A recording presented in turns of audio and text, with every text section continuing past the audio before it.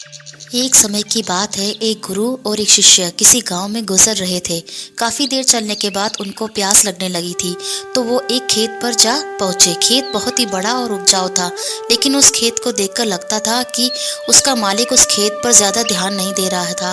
वहां पर एक झोपड़ी थी। उन दोनों ने झोपड़ी के दरवाजे को खटखटाया और अंदर से एक आदमी निकला और साथ ही उसकी पत्नी और बच्चे बाहर निकले थे। सभी ने फटे पुराने कपड़े पहने हुए थे। गुरुजी ने बहुत ही विनम्र निवेदन किया कि पानी मिल सकता है। किसान ने उन दोनों को पानी पिलाया। पानी पीने के बाद गुरु बोले, आपका खेत बहुत बड़ा है, लेकिन क्या आप इसमें कोई फसल नहीं उगाते?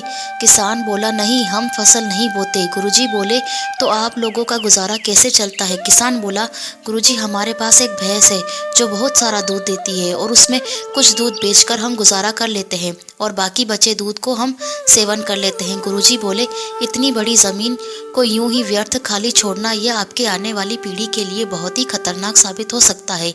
खाली एक भैंस पर निर्भर होना आपके लिए ठीक नहीं है। लेकिन किसान बहुत ही आलसी था।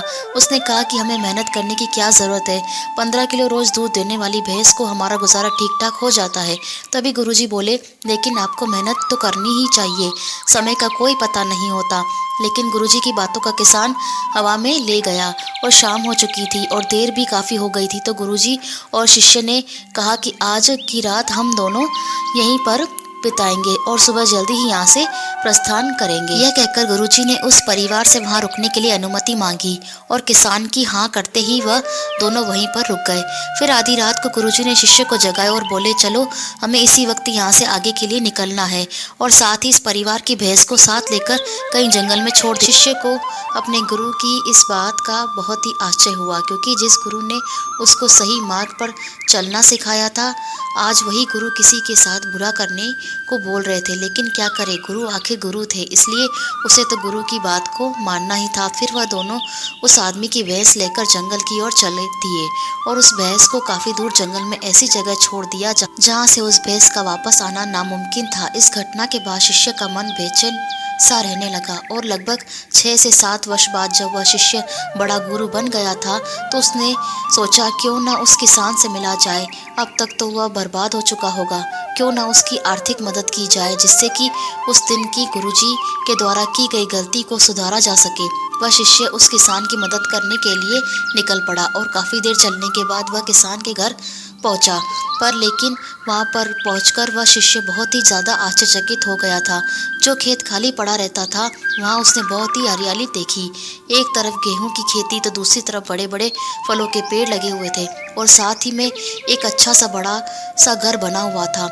यह सब देखकर शिष्य ने सोचा कि लगता है कि वह किसान और उसका परिवार उस भैंस के चले जाने के बाद सब कुछ बेचकर चले गए हैं। तभी यह सब सोचकर वह शिष्य वहां से वापस जाने लगा, लेकिन अचानक उसने उसी किसान को देखा जिसके घर में वह गुरु और शिष्य रात में रुके थे। तभी शिष्य ने उस किसान से पूछा कि आपकी जीवनी कैसी चल रही है और अब आप क्या काम कर रहे हैं? क्या आप मुझे पहचाना? कई साल पहले एक रात मैं और मेरे गुरुजी आपके घर रुके थे। तभी किसान मायूस होकर बोला, हाँ, कैसे भूल सकता हूँ। उस रात को जवाब दोनों बिना बताए यहाँ से चले गए थे और साथ ही उस रात हमारी भैंस भी न जाने कहाँ चली गई थी और आज तक वापस नहीं आई। काफी दिनों तक हम इसी बात को लेकर परेशान रहे थे। अब हमारे घर का गुजारा कैसे चलेगा और कुछ भी समझ में नहीं आ रहा था कि हमें क्या करना चाहिए। और कई साल खाली बैठकर एक भैंस पर निर्भर रहकर हम सब बहुत ही ज्यादा आलसी हो गए थे। लेकिन तभी मुझे तुम्हारे गुरुजी की बात याद आई और उन्होंने भी यही कहा था कि एक भैंस पर निर्भर रहना आपके लिए आने वाले समय पर भारी पड़ सकता है। लेकिन उस समय मैंने उनकी बात न सुनी। लेकिन भैंस के जाने के बाद फिर मैंने जंगल से लकड़ियां काटकर बाजार में बेचकर शुरू किया और धीरे धीरे पैसे बचाकर उन पैसों को अपने खेतों में लगाने लगा। फिर धीरे धीरे मैंने फलों के पेड़ लगाना शुरू किए। इसके बाद मैंने थोड़े ही पैसों में अनाज उगाया फिर शुरू किया।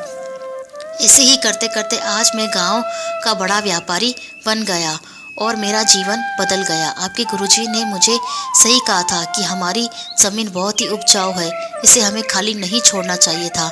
आगे वह किसान बोला, अगर उस दिन मेरी भैंस नहीं गई होती तो शायद यह सब कुछ आज मेरे साथ नहीं होता। आज मेरा जीवन भी इतना बदला है। यह सुनकर शिष्य बोला, लेकिन यह सब तो आपने पहले ही भी कर सकते थे। किसान ने कहा, बिल्कुल कर सकता था, लेकिन उस समय मेरा काम करने बिना मेहनत के चल रहा था और मुझे कभी लगा ही नहीं कि यह काम करने में भी मैं सक्षम हूँ। तब मैंने अपने मन में ठान लिया कि अब तो कुछ करना ही है और जो भी करूँगा पूरी मेहनत से करूँगा और उस पूरी ईमानदारी से करूँगा।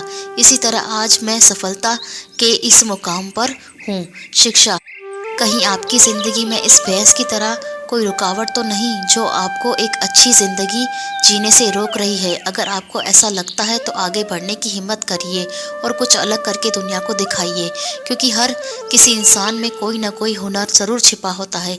बस ज़रूरत है तो हमें हुनर को बाहर निकालने की, उसे पहचानने की। कहानी सुनने के लिए धन्यवाद। वीडियो अच्छी लगी हो तो प्लीज़ लाइक एंड सब्सक्राइब करना ना भूलें।